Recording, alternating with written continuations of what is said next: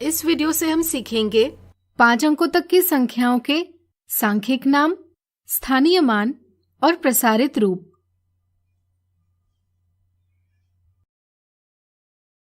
संख्याएं हमारे लिए बहुत महत्वपूर्ण है। हमारे जीवन में ऐसी कई स्थितियां आती है जहां हम संख्याओं का प्रयोग करते हैं, जैसे गिनती के लिए, मापने के लिए, लेबल लगाने के लिए, समय दर्शाने के लिए और कई सारे। हम अंकों का प्रयोग कर कोई भी संख्या बना सकते हैं, जैसे किसी कक्षा में विद्यार्थियों की संख्या, शर्ट की कीमत, कंप्यूटर का मूल्य आदि। किसी संख्या को अंकों के रूप में व्यक्त करना कहलाता है संख्यांक यानी न्यूमरल। छोटी संख्याओं को आसानी से पढ़ा जा सकता है, लेकिन बड़ी संख्या को पढ़ पाना मुश्किल होता है। संख्याओं को आसानी से पढ़ने के लिए हम सूचकों यानी इंडिकेटर्स का प्रयोग करते हैं। सूचक दाएं से बाएं लिखे जाते हैं।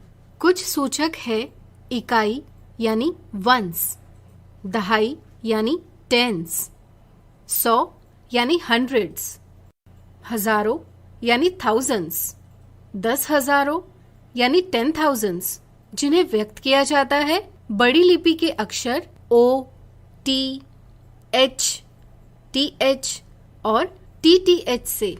इस संख्या को शब्दों में व्यक्त किया जाता है 56,423।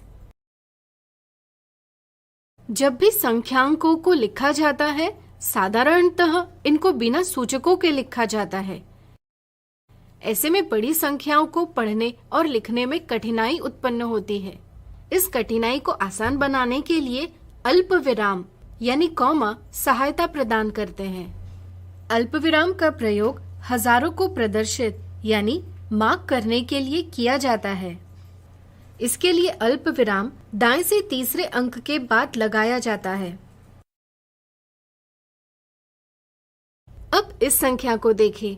भले यह संख्या बनी हो 5, 6, 4, 2 और 3 इन अंकों के प्रयोग से, लेकिन हर एक अंक का मान अलग अलग है। इस तरह संख्या के स्थानों पर निर्भर किसी अंक के मान को स्थानीय मान यानी प्लेस वैल्यू कहा जाता है। संख्या को अंकों के स्थानीय मानों के योग में व्यक्त किया जा सकता है। इन संख्याओं को इस तरह प्रसारित यानी एक्सपांड भी किया जा सकता है।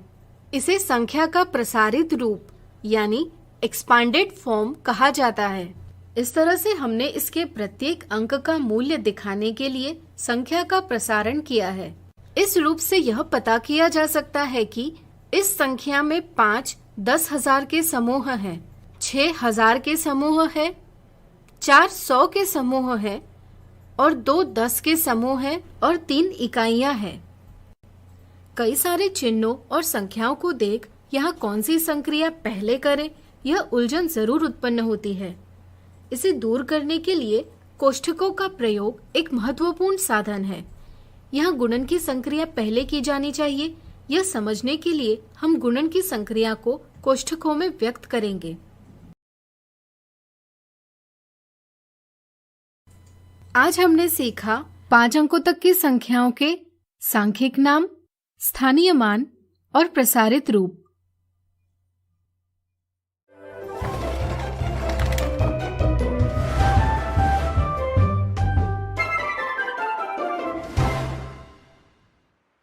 वीडियो से हम सीखेंगे 5 अंकों तक की संख्याओं की तुलना करने के, क्रम में व्यवस्थित करने के और संख्या बनाने के उदाहरण। अब तक हमने 5 अंकों तक की संख्याओं के बारे में जाना।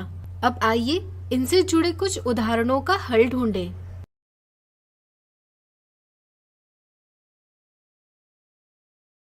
उदाहरण, यह अनिल की दुकान है।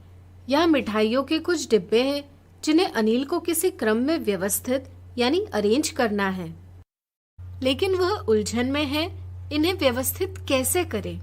क्या आप उसकी सहायता कर पाएंगे? यहाँ मिठाइयों के बक्सों का मूल्य यानी कॉस्ट अलग अलग है। इनके मूल्यों की तुलना यानी कंपैरिजन कर इन्हें व्यवस्थित किया जा सकता है। सबसे पहले हम जानेंगे कौन सी संख्या कितने अंकों से बनी है। जितने कम अंक उतनी छोटी संख्या, यानी कि 75 सबसे छोटी संख्या है। इसलिए हम 75 रुपए कीमत के सभी डिब्बे सबसे नीचे रखेंगे। अगर अंकों की संख्या समान हो तब संख्याओं के सबसे बाएं अंक की तुलना करेंगे, यानी कि स्थानीय मान यानी प्लेस वैल्यू की तुलना करेंगे। यहाँ 1 सबसे छोटा है, यानी कि उसका स्थानीय मान सबसे कम है, इसलिए 125 इन दोनों से छोटी संख्या है। आइए 125 मूल्य के सभी डिब्बों को 75 मूल्य के डिब्बों के ऊपर रखें। अब इन दोनों में देखा जाए तो सबका बायां अंक समान है, इसलिए हम उसके आगे वाले अंक की तुलना करेंगे। यह भी समान है, इसलिए हम उसके आगे वाले अंक की तुलना करेंगे। यहाँ 5, यह अंक 8 से छोटा है, इसलिए 215 218 से छोटी संख्या हुई। आइए 215 रुपए मूल्य के डिब्बों को इनके ऊपर व्यवस्थित करें। अब बचे 218 रुपए मूल्यों के बक्सों को सबसे ऊपर रखें। इस तरह से हमने छोटी संख्या से बड़ी संख्या तक व्यवस्थित यानी अरेंज कर आरोही क्रम यानी असेंडिंग ऑर्डर बनाया। अगर इसे ही उल्टा किया जाए यानी बड़ी संख्या से छोटी संख्या तक व्यवस्थित करें तो अवरोही क्रम यानी डिसेंडिंग ऑर्डर प्राप्त होगा। क्रम में देखकर अब अनिल की उलझन दूर हुई। अगला उदाहरण 5, 0 और 2 से अंकों के बिना पुनरावृत्ति यानी रिपीटेशन किए 3 अंकों वाली संख्याएं बनाइए। अंकों को साथ रखकर हम संख्या बना सकते हैं, जैसे यहाँ हमने 502 ये संख्या बनाई। इस संख्या के अंकों का स्थानांतरण यानी शिफ्टिंग कर हम कुछ और संख्याएं बना सकते हैं, लेकिन हमें प्रतिबंध यह दिया है कि संख्याएं 3 अंकों वाली होनी चाहिए। क्या यहाँ से सभी 3 अंकों वाली संख्याएं हैं? इनमें 025, 052 ये दोनों 3 अंकों वाली संख्याएं नहीं हैं। ऐसा क्यों? क्योंकि किसी संख्या के पहले 0 लिखे जाने से संख्या के मान में कोई बदलाव नहीं होता, यानी 25 और 52 दोनों 2 अंकों वाली संख्याएं ही है। इस तरह से दिए अंकों से सिर्फ यही 3 अंकों वाली संख्याएं बना सकते हैं। अगला उदाहरण 9, 6, 3, 7, 4 इन अंकों से 9 को दहाई यानी टेंस के स्थान पर रखकर सबसे बड़ी यानी ग्रेटेस्ट और सबसे छोटी यानी स्मॉलेस्ट संख्या बनाइए। चलिए दिए प्रतिबंध के साथ सबसे बड़ी और सबसे छोटी संख्या बनाएं। प्रतिबंध के अनुसार सबसे पहले 9 को दहाई के स्थान पर लिखें। बड़ी संख्या के लिए बचे अंकों को अवरोही क्रम में व्यवस्थित करें और छोटी संख्या के लिए बचे अंकों को आरोही क्रम में व्यवस्थित करें। इससे बड़ी संख्या बनी 76,493 और छोटी संख्या बनी 34,697। इससे आपको 5 अंकों तक की संख्याओं की समझ बन गई होगी। इस तरह से हमने सीखा 5 अंकों तक की संख्याओं की तुलना करने के, क्रम में व्यवस्थित करने के और संख्या बनाने के उदाहरण।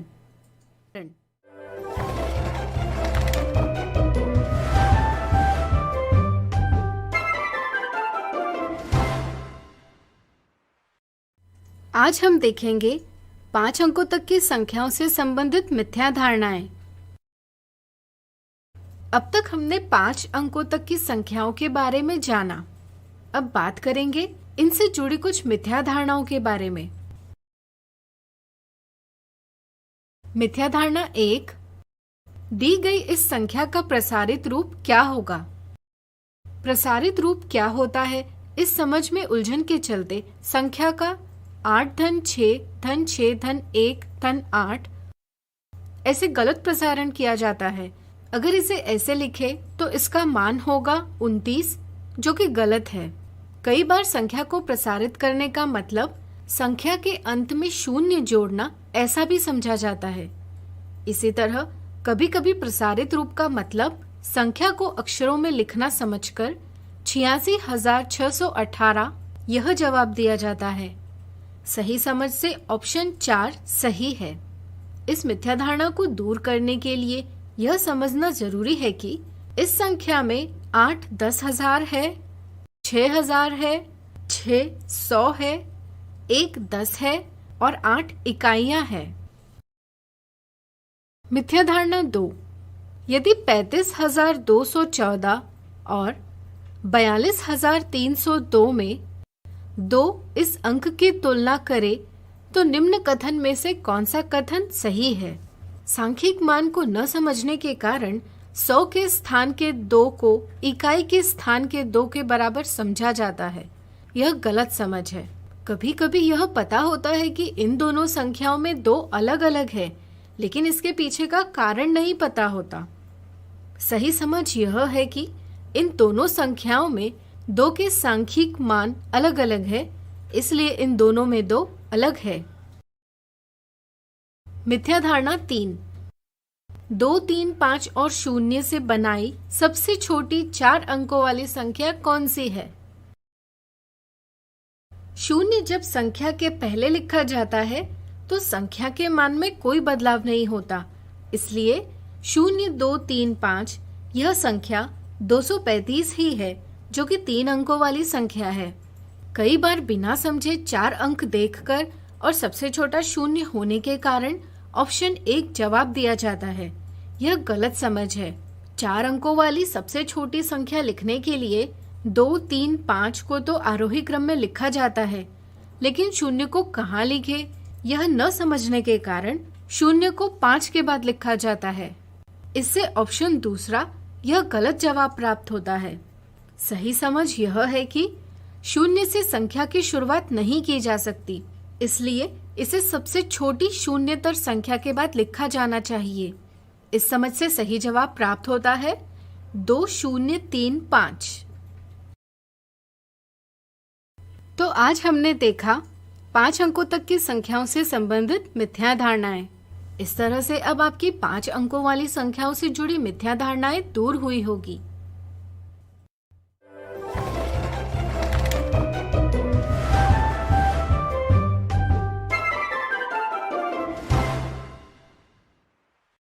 आज हम देखेंगे 8 अंकों तक की संख्याओं के संख्यांक और सांख्यिक नाम, अंकों का स्थानीय मान और प्रसारित रूप।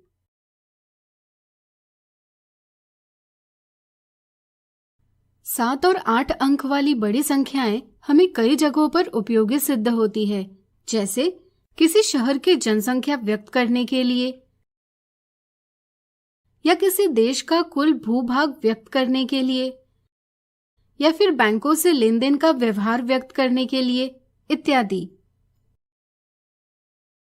हमने 6 अंकों तक की संख्याओं को सीखते हुए एक मजेदार पैटर्न बनाया था। अब आइए इनसे बड़ी संख्याओं को सीखने की शुरुआत इसी पैटर्न को बढ़ाते हुए करें। अगर हम 6 अंकों की सबसे बड़ी संख्या के साथ 1 मिलाए तो हमें प्राप्त होगी 7 अंकों वाली सबसे छोटी संख्या 10 लाख, और इसी तरह पैटर्न को आगे बढ़ाकर 8 अंकों वाली सबसे छोटी संख्या 1 करोड़ भी प्राप्त की जा सकती है। 6 अंकों तक की संख्याओं को सीखते हुए हमने कुछ सूचकों का प्रयोग किया था। अगर इसमें एक और अंक बढ़ाएं तो हमें 7 अंकों वाली संख्या प्राप्त होगी। इसी तरह एक और अंक बढ़ाने से हमें 8 अंकों वाली संख्या प्राप्त होगी। इन अंकों के लिए अब हमें 10 लाखों यानी 10 lakhs और करोड़ों यानी crores के सूचकों की भी जरूरत होगी। स्थान पर निर्भर अंक के मान को स्थानीय मान कहा जाता है, यह आपको ज्ञात होगा। क्या आप इस 3 का स्थानीय मान पता कर सकते हैं? विचार करें। करोड़ के स्थान पर होने के कारण 3 का स्थानीय मान होगा 3 करोड़, 2 का स्थानीय मान होगा 20 लाख। इसी प्रकार बाकी अंकों का स्थानीय मान इस प्रकार लिखा जा सकता है। इस समझ से हम संख्या का संख्या नाम लिख सकते हैं 3,27,56,423। इसी प्रकार संख्या का प्रसारित रूप इस प्रकार लिखा जा सकता है। इस रूप से हम यह पता कर सकते हैं कि इस संख्या में 3 1 करोड़ के समूह है, 2 10 लाख के समूह है, इसी प्रकार 7 1 लाख के, 5 10,000 के, 6 1000 के, 4 100 के, 2 10 के समूह है और 3 इकाइयां हैं। कई सारे चिन्हों और संख्याओं को देख यह कौन सी संक्रिया पहले करे, यह उलझन जरूर उत्पन्न हो सकती है। इसे दूर करने के लिए कोष्ठकों का प्रयोग एक महत्वपूर्ण साधन है। यहाँ गुणन की संक्रिया पहले की जानी चाहिए। यह समझने के लिए हम गुणन की संक्रिया को कोष्ठक में व्यक्त करेंगे। तो इस तरह से आज हमने देखा 8 अंकों तक की संख्याओं के संख्यांक और सांख्यिक नाम, अंकों का स्थानीय मान और प्रसारित रूप। अगले वीडियो में कुछ उदाहरणों से इन्हें और अच्छे से जानेंगे।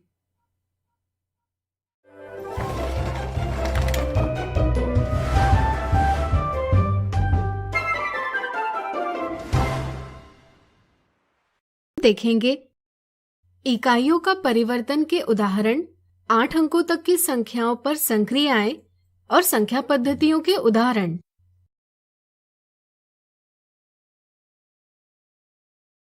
आपके जीवन में आपने मेट्रिक प्रणाली यानी मेट्रिक सिस्टम का उपयोग कई सारे स्थानों पर देखा होगा, जैसे पेंसिल की 8 सेंटीमीटर लंबाई, सुई में दवाई की 5 मिलीग्राम मात्रा, डिब्बे में मिठाई की 500 ग्राम मात्रा इत्यादि।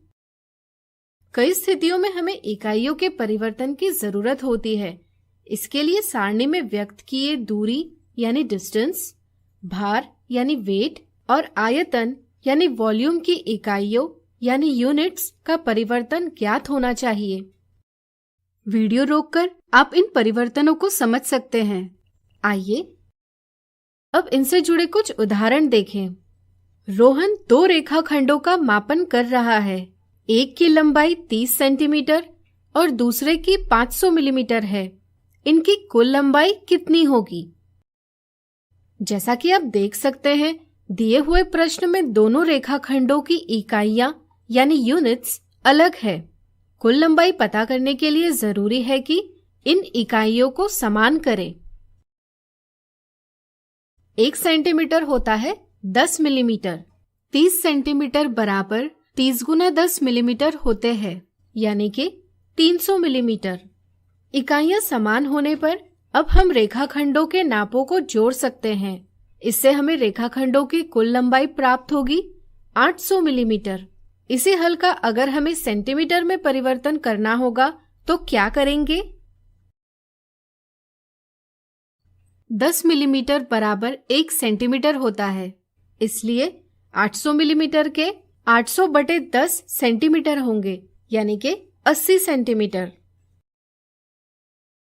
इस तरह से कभी भी छोटी इकाइयों में परिवर्तन करते समय गुणा और बड़ी इकाइयों में परिवर्तन करते समय विभाजन किया जाता है। अगला उदाहरण, अगर 2 किलोग्राम 250 ग्राम दवाई से 5 मिलीग्राम की गोलियां बनानी हो तो कितनी गोलियां बनेंगी? यहां भी हमें इकाइयां समान करनी होगी। दवाई की मात्रा 2 किलोग्राम और 250 ग्राम है। 1 किलोग्राम बराबर 1000 ग्राम। इस तरह से 2 किलोग्राम हुए 2000 ग्राम। इसे 250 ग्राम के साथ जोड़ने पर 2250 ग्राम प्राप्त होंगे। अभी भी इकाइयां समान नहीं है। यहाँ ग्राम को मिलीग्राम में परिवर्तन करना होगा। चूंकि 1 ग्राम होता है 1000 मिलीग्राम, इसलिए 2250 ग्राम होंगे 2250 गुना 1000 मिलीग्राम, यानी कि 22,50,000 मिलीग्राम। इस मात्रा से 5 मिलीग्राम की एक ऐसी गोलियां बनानी है, इसलिए गोलियों की संख्या इनका विभाजन कर प्राप्त की जा सकती है। इससे गोलियों की संख्या प्राप्त होगी 4,50,000। अगला उदाहरण, दी हुई संख्या के लिए भारतीय संख्यांकन पद्धति और अंतर्राष्ट्रीय संख्यांकन पद्धति के अनुसार अल्पविराम देकर इसका संख्या नाम ज्ञात करें। भारतीय संख्यांकन पद्धति में अल्पविराम दाएं से 3 अंक बाद हजारों को प्रदर्शित करने के लिए, फिर 2 अंक बाद लाखों को प्रदर्शित करने के लिए और फिर 2 अंक बाद करोड़ों को प्रदर्शित करने के लिए किया जाता है। इस पद्धति में संख्या नाम होगा 2,43,56,655। अंतर्राष्ट्रीय संख्यांकन पद्धति में अल्पविराम दाएं से 3 अंक बाद हजारों को प्रदर्शित करने के लिए, फिर 3 अंक बाद मिलियनों को प्रदर्शित करने के लिए किया जाता है। इस पद्धति में संख्या नाम होगा 24,356,655। तो आज हमने देखा इकाइयों में परिवर्तन, 8 अंकों तक की संख्याओं पर संक्रियाएं और संख्या पद्धतियों के उदाहरण। अगले वीडियो में हम 8 अंकों तक की संख्याओं से जुड़ी कुछ मिथ्या धारणाओं को दूर करेंगे।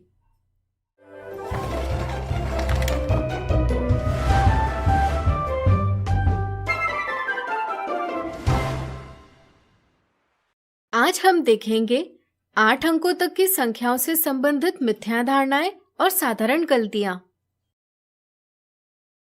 मिथ्या धारणा 1, क्या 1 मिलियन और 1 लाख समान है? कई बार यह मिथ्या धारणा होती है कि 1 मिलियन और 1 लाख समान ही होते हैं। यह एक गलत समझ है। इसे दूर करने के लिए अंकों में व्यक्त करें। 1 मिलियन इस प्रकार व्यक्त किए जाते हैं। मिलियन अंतर्राष्ट्रीय संख्यांकन पद्धति में प्रयोग होता है। आइए इसे भारतीय संख्यांकन पद्धति में व्यक्त करें। ऐसा करने पर हमें 10 लाख संख्या प्राप्त होगी, यानी कि 1 मिलियन 10 लाख के बराबर है, न कि 1 लाख के। ऐसी उलझन को दूर करने के लिए भारतीय संख्यांकन पद्धति और अंतर्राष्ट्रीय संख्यांकन पद्धति को अच्छे से समझना जरूरी होता है। मिथ्या धारणा 2, एक टंकी में 2000 लीटर पानी है। 2000 लीटर पानी को मिलीलीटर में कैसे व्यक्त करेंगे? कई बार यह गलत समझ होती है कि छोटी इकाइयों में परिवर्तित करते समय विभाजन और बड़ी इकाइयों में परिवर्तन करते समय गुणा किया जाता है। इस समझ से ऑप्शन 1 यह गलत जवाब है। इसी तरह कई बार इकाई को नजरअंदाज कर दिया जाता है या इसमें गलतियां की जाती है। सही समझ यह है, छोटी इकाइयों में परिवर्तित करते समय गुणा और बड़ी इकाइयों में परिवर्तन करते समय विभाजन किया जाता है। इससे सही जवाब प्राप्त होगा ऑप्शन 2। इसी तरह अब देखें कुछ साधारण गलतियां। 2 संख्याओं को जोड़ते या घटाते समय कई बार उचित स्थानों पर नहीं लिखा जाता। इससे हल गलत बनता है। अंकों को उनके स्तंभों में रखकर समान स्थानीय मान वाले अंकों पर ही संक्रिया की जाती है और इससे जवाब सही प्राप्त होता है। कई बार गुणा करते समय स्थानीय मानों के लिए रखे जाने वाले शून्य को नजरअंदाज कर दिया जाता है। ऐसी गलतियां स्थानीय मान को न समझने के कारण उत्पन्न होती है। तो इस तरह से आज हमने देखा 8 अंकों तक की संख्याओं से संबंधित मिथ्या धारणाएं और साधारण गलतियां।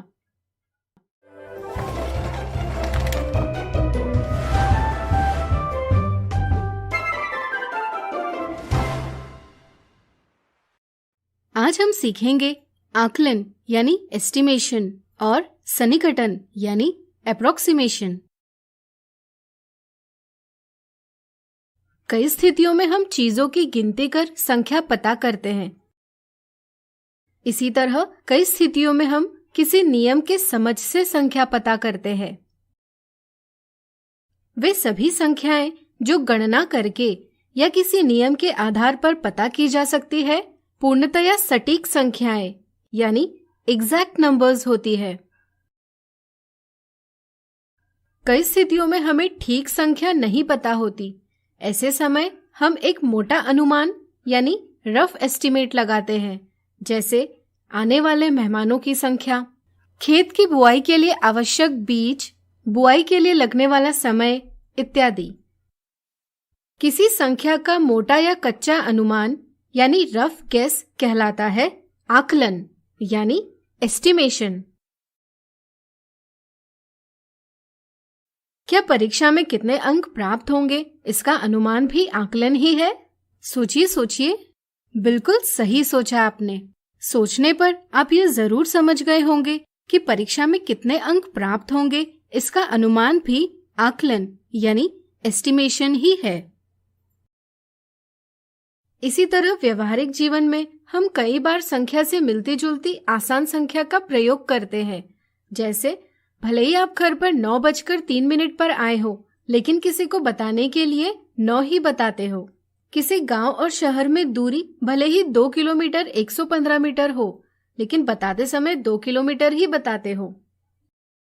इस तरह से किसी संख्या को उसके निकटतम संख्या के रूप में व्यक्त करना सन्निकटन यानी अप्रोक्सीमेशन कहलाता है। क्या आप ऐसे कुछ उदाहरण दे पाएंगे? विचार करें। आइए अब समझे सन्निकटन कैसे किया जाता है। इसे हम निकटतम दहाई तक आकलन से समझेंगे। निकटतम दहाई तक आकलन करते समय अंतिम अंक पर विचार करें। अगर ये अंक 1 से 4 तक कोई संख्या बनाता है, जैसे यहाँ 2, तो यह संख्या 10 की तुलना में 0 के ज्यादा करीब होगी। इसलिए इस अंक के स्थान पर 0 लिखकर आकलन करें। अगर यह अंक 6 से 9 तक कोई संख्या बनाते हैं, जैसे यहाँ 8, तो यह संख्या 0 की तुलना में 10 के ज्यादा करीब होगी। इसलिए इस अंक के स्थान पर 0 लिखकर दहाई के अंक का मान 1 से बढ़ाएंगे। इसी तरह अगर अंतिम अंक 5 हो, जैसे 15 में, तो आमतौर पर दी संख्या का आने वाला दहाई में ही आकलन किया जाता है, यानी कि इकाई के स्थान पर 0 रखकर और दहाई के अंक का मान 1 से बढ़ाकर। तो इस तरह से आज हमने सीखा आकलन और सन्निकटन। अगले वीडियो में इसे हम उदाहरणों में विस्तार से सीखेंगे।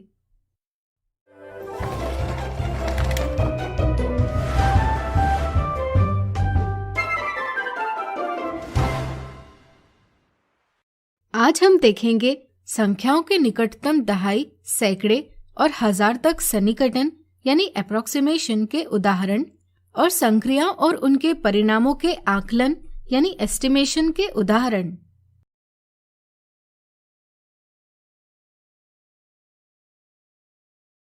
निम्नलिखित संख्याओं का सैकड़े और हजार तक सन्निकटन करें।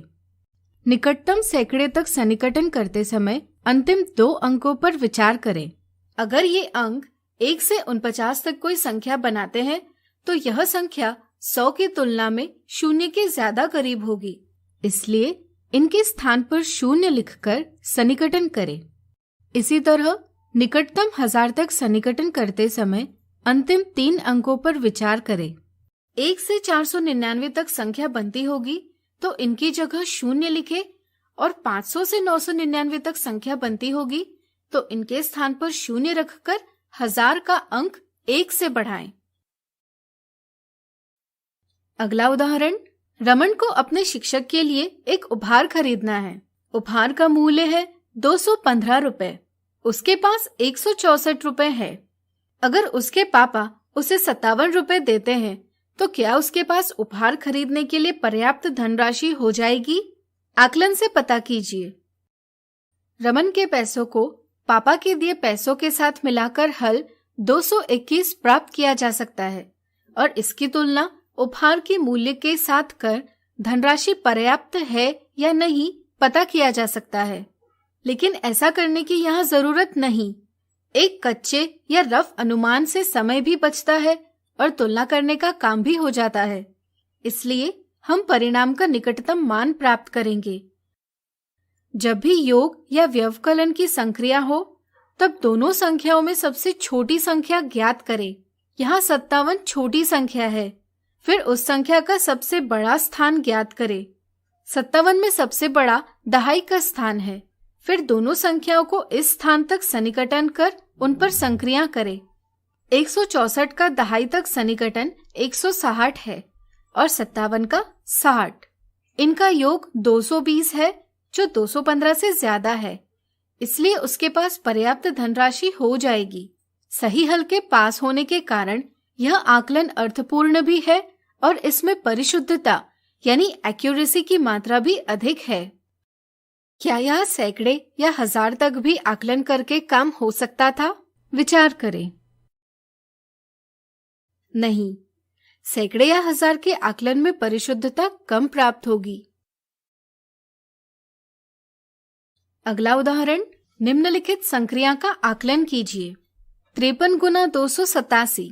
गुणा का आकलन करते समय पहले गुणा किए जाने वाली दोनों संख्याओं का सबसे बड़ा स्थान ज्ञात करें। यहाँ 53 में सबसे बड़ा दहाई का स्थान है और 287 में सबसे बड़ा 100 का स्थान है।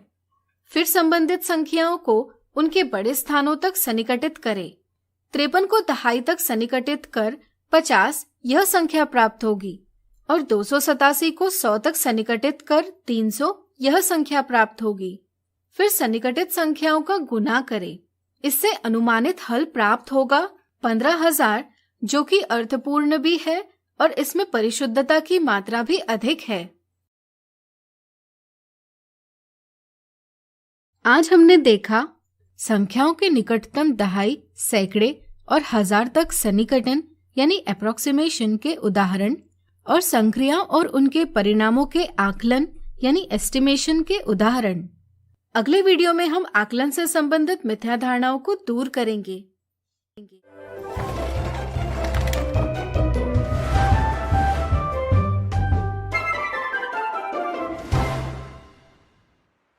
आज हम देखेंगे सन्निकटन और आकलन से संबंधित मिथ्या धारणाएं। मिथ्या धारणा 1, 12,748 को निकटतम 1000 तक सन्निकटित कीजिए। कई बार यह समझ बन जाती है कि 1000 के स्थान तक पहुंचने के लिए हमेशा इकाई, दहाई और 100 के स्थानों पर शून्य रखा जाता है। यह गलत समझ है। सही समझ है अंतिम 3 अंक 748 संख्या बनाते हैं जो 1000 के करीब है, इसलिए इन्हें शून्य किया जाता है और 1000 के स्थान के अंक को 1 से बढ़ाया जाता है। यहाँ एक और गलती हो जाती है कि अंतिम 3 अंकों को शून्य किया जाता है, लेकिन 1000 के स्थान का अंक 1 से बढ़ाया नहीं जाता। इसी तरह कभी कभी 1000 के स्थान का अंक तो बढ़ाया जाता है, लेकिन छोटे स्थानों के अंकों को शून्य नहीं किया जाता।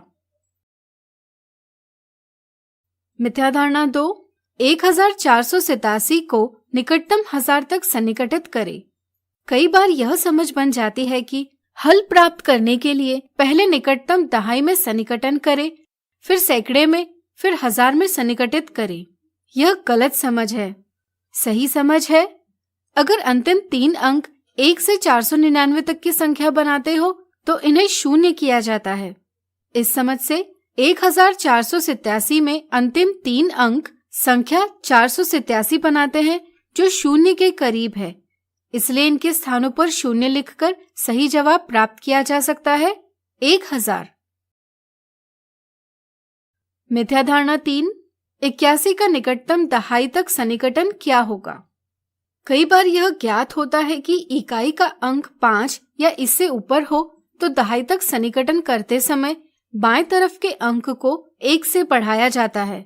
इसका विपरीत मतलब निकालकर यह भी समझा जाता है कि अगर अंक 5 से नीचे हो तो दहाई का अंक 1 से कम किया जाता है। यह एक गलत समझ है। आकलन और सन्निकटन की सही समझ न होने के कारण ऐसी धारणा बन जाती है। सही समझ है अगर अंक 5 से कम हो तो इकाई का अंक 0 हो जाता है और दहाई के अंक में कोई बदलाव नहीं होता, इसलिए 80 सही जवाब है। इस वीडियो में आज हमने देखी सन्निकटन और आकलन से संबंधित मिथ्या धारणाएं।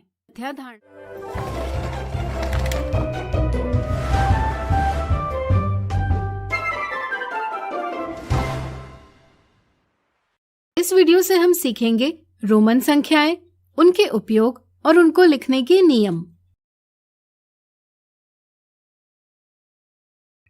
गणना को व्यक्त करने के लिए हमें संख्याओं की जरूरत होती है और संख्याओं को व्यक्त करने के लिए संकेतों की। हम हिंदू अरेबिक संख्यांकों यानी हिंदू अरेबिक न्यूमरल्स की पद्धति का उपयोग करते हैं, जिसमें 0 से 9 तक के अंकों का प्रयोग कर संख्या व्यक्त की जाती है। इसी तरह की और पद्धतियां भी है। आइए इस वीडियो में हम बात करें ऐसी ही एक प्राचीन पद्धति की, जिसका नाम है रोमन संख्यांकों की पद्धति यानी रोमन न्यूमरल्स। आपके पढ़ने और लिखने में रोमन संख्यांक कई बार आए होंगे, जैसे स्कूल की समय सारणी यानी टाइम टेबल में, घड़ियों में, किताबों में, प्रश्न पत्रिका में और कई सारे। आइए इस पद्धति को समझें। रोमन संख्यांक यानी रोमन न्यूमरल्स साधारणतः 7 अलग अलग संकेतों यानी सिंबल्स के प्रयोग से दर्शाए जाते हैं, जो व्यक्त करते हैं 1, 5, 10, 50, 100, 500 और 1000। इन संकेतों का प्रयोग करने के कुछ नियम हैं। आइए इन्हें जानें। जितनी बार कोई संकेत दोहराया जाता है, उसका मान उतनी ही बार जोड़ा जाता है। इसी तरह 10 के संकेत को दोहराने से 20 और 30 प्राप्त होते हैं। क्या रोमन संकेतों को कितनी भी बार दोहराया जा सकता है? नहीं। 1, 10, 100 और 1000 के संकेत 3 से अधिक बार नहीं दोहराए जाते, जबकि 5, 50 और 500 के संकेत कभी भी दोहराए नहीं जाते। अगर छोटे मान का संकेत बड़े मान वाले संकेत के दाईं ओर लिखा जाता है, तो उनके मान जोड़ दिए जाते हैं। जैसे 5 के साथ 1 जोड़कर 6 और 10, 5 और 1 को जोड़कर 16 ये संख्याएं प्राप्त होती है। इसी तरह अगर छोटे मान का संकेत बड़े मान वाले संकेत के बाईं ओर लिखा जाता है, तो बड़े मान से छोटा मान घटाया जाता है। जैसे 5 से 1 घटाकर 4 और 10 से 1 घटाकर 9 ये संख्याएं प्राप्त होती है। 5, 50 और 500 के संकेत कभी भी बड़े संकेत के बाईं ओर नहीं लिखे जाते, यानी कि इन संकेतों को कभी घटाया नहीं जाता। 1 का संकेत केवल 5 या 10 के संकेत के बाईं ओर ही लिखा जाता है, यानी कि इनसे ही घटाया जा सकता है। इसी तरह 10 का संकेत केवल 50, 100 या 1000 के संकेतों के बाईं ओर ही लिखा जा सकता है, यानी कि इनसे ही घटाया जा सकता है। इस समझ से क्या आप बता सकते हैं कोई रोमन संख्यांक निम्नलिखित प्रकार से क्यों नहीं लिखा जा सकता? प्रयास कीजिए। जैसा कि हमने पढ़ा, कोई भी संकेत 3 से अधिक बार नहीं दोहराया जाता, इसलिए ऐसा लिखना गलत होता है।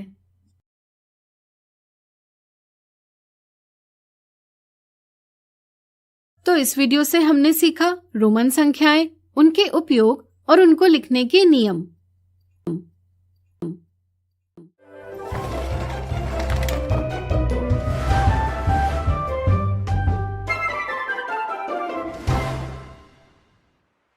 आज हम देखेंगे रोमन संख्याओं को लिखने और पढ़ने के उदाहरण।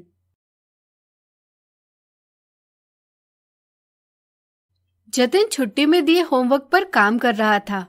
उसका काम माचिस की तिलियों का उपयोग करते हुए 1 से 10 तक रोमन संख्यांक लिखना था। उसके द्वारा तैयार किए गए इस चार्ट को देखें। क्या उसने सभी रोमन संख्यांक सही बनाए हैं? हम 1, 5 और 10 के संकेत कैसे लिखते हैं यह सीख चुके हैं। 2 के लिए 1 का संकेत 2 बार और 3 के लिए 1 का संकेत 3 बार लिखा जाता है। क्या उसने 4 को सही ढंग से व्यक्त किया है? नहीं। और ऐसा क्यों? क्योंकि कोई भी संकेत 3 से अधिक बार दोहराया नहीं जा सकता। तो 4 कैसे लिखेंगे? 5 ऋण 1 होते हैं 4, इसलिए 5 के संकेत के बाईं ओर 1 का संकेत व्यक्त करेंगे।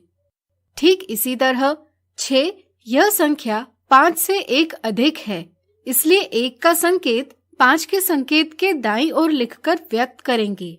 इसी तरह यह है 7 और यह है 8। अब 9 को इस प्रकार व्यक्त करना गलत होगा।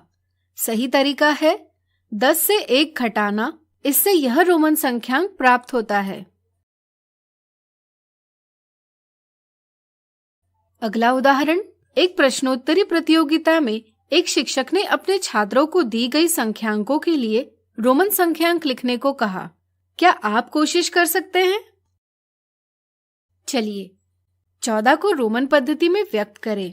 किसी भी संख्या को रोमन पद्धति में व्यक्त करने के लिए सबसे पहले इसे अंकों के स्थानीय मानों को योग में व्यक्त करें। फिर हर एक स्थानीय मान को रोमन पद्धति में लिखें और फिर इन्हें साथ रख दें। 39 बराबर 30 धन 9, इसलिए 10 के संकेत को 3 बार दोहराकर 30 और 10 के संकेत के बाई और 1 का संकेत बनाकर 9 लिखेंगे। फिर इन्हें साथ रख देंगे। 97 बराबर 90 धन 7। ध्यान रखें, 90 बनाने के लिए 3 से अधिक बार 10 नहीं जोड़ सकते। सही तरीका है 100 में से 10 घटाना और 7 को ऐसे लिखेंगे। दोनों मिलकर बन जाएंगे रोमन में 97। 149, 100 धन 40 धन 9। ये रहे रोमन में 100 इस प्रकार, 40 इस प्रकार और 9 इस प्रकार व्यक्त किए जाते हैं, जो मिलकर बनाते हैं रोमन के 149। अगला उदाहरण, निम्नलिखित रोमन संख्याओं को हिंदू अरेबिक संख्या पद्धति में व्यक्त करें। रोमन के इस संख्यांक को देखें। हिंदू अरेबिक संख्या पद्धति में इसे व्यक्त करने के लिए दाएं से बाएं जाएं और नियमों का उपयोग कर संख्या प्राप्त करें। यह संकेत व्यक्त करता है 5। अगला संकेत है 1 का। चूंकि यह संकेत बड़े संकेत के पहले लिखा गया है, इसलिए इस संकेत का मान घटाया जाएगा। दाईं तरफ का अगला संकेत बड़ा संकेत है, तो जोड़ा जाएगा। इससे 54 जवाब प्राप्त होगा। रोमन की इस संख्या को देखें। ये 1 का संकेत है, इसके बाद इससे बड़ा 5 का संकेत है, तो 5 जोड़े जाएंगे। इसके बाद इससे बड़ा 100 का बड़ा संकेत है, इसलिए 100 भी जोड़े जाएंगे। इसके बाद इससे छोटा 10 का संकेत है, इसलिए 10 घटाए जाएंगे। इससे 96 जवाब प्राप्त होगा।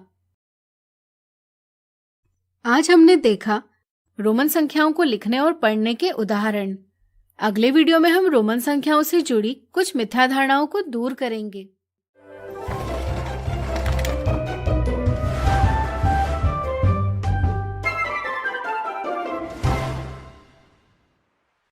आज हम देखेंगे रोमन संख्याओं से जुड़ी कुछ मिथ्या धारणाएं और इन्हें दूर करने का प्रयास करेंगे। रोमन संख्यांक लिखने के नियम इस प्रकार है। वीडियो रोककर आप इनका पुनः अवलोकन कर सकते हैं। मिथ्या धारणा 1, 14 को रोमन पद्धति में कैसे लिखेंगे? रोमन संख्याओं के नियमों को ठीक से न समझने के कारण 1 के संकेत को 4 बार दोहराया जाता है। यह एक गलत समझ है। इसी तरह हड़बड़ी में कई बार 14 को 10 अधिक 5 मिलके हुए 15 और इनसे 1 घटाने के लिए 1 का संकेत 10 से पहले लिखा जाता है। ऐसा लिखना गलत होता है। इसी प्रकार संकेत बाएं लिखने से घटाया जाता है और दाएं लिखने से जोड़ा जाता है।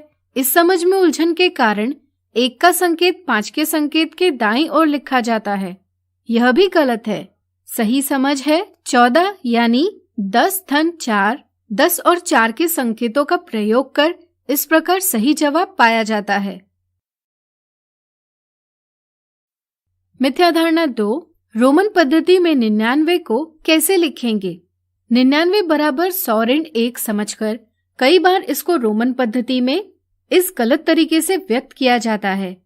यह समझ सही है कि छोटे संकेतों को बड़े संकेत के बाईं ओर लिखकर बड़े संकेत से घटाने की क्रिया व्यक्त की जाती है, लेकिन यह करते समय ध्यान रखना चाहिए कि कोई भी छोटा संकेत जैसे 1 का उससे बड़े सिर्फ 2 संकेतों जैसे 5 का संकेत और 10 का संकेत इनसे ही घटाया जा सकता है, जबकि इनसे भी बड़े संकेतों जैसे 50, 100 और 500 के संकेतों से नहीं घटाया जा सकता। इस समझ से सही जवाब है ऑप्शन दूसरा। मिथ्या धारणा 3, निम्नलिखित में से कौन सा रोमन संख्यांक सही प्रकार से व्यक्त किया गया है? ऑप्शन 1 में 10 का रोमन संकेत 4 बार दोहराया गया है, जबकि कोई भी रोमन संकेत 3 से अधिक बार नहीं दोहराया जाता।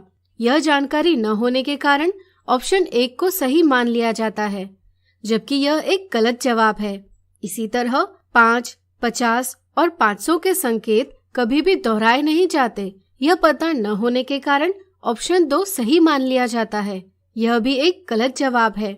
सही समझ यह है कि सिर्फ 1, 10, 100 और 1000 के संकेत दोहराए जाते हैं, लेकिन ये भी सिर्फ 3 बार तक ही दोहराए जा सकते हैं। इस समझ से ऑप्शन 3 सही जवाब है। कई बार सिर्फ संकेतों को देखकर यह तय किया जाता है कि सभी ऑप्शन में रोमन पद्धति के संकेत है, इसलिए सभी ऑप्शन सही है। यह नियमों का उपयोग नहीं किया जाता और ऑप्शन 4 सही मान लिया जाता है।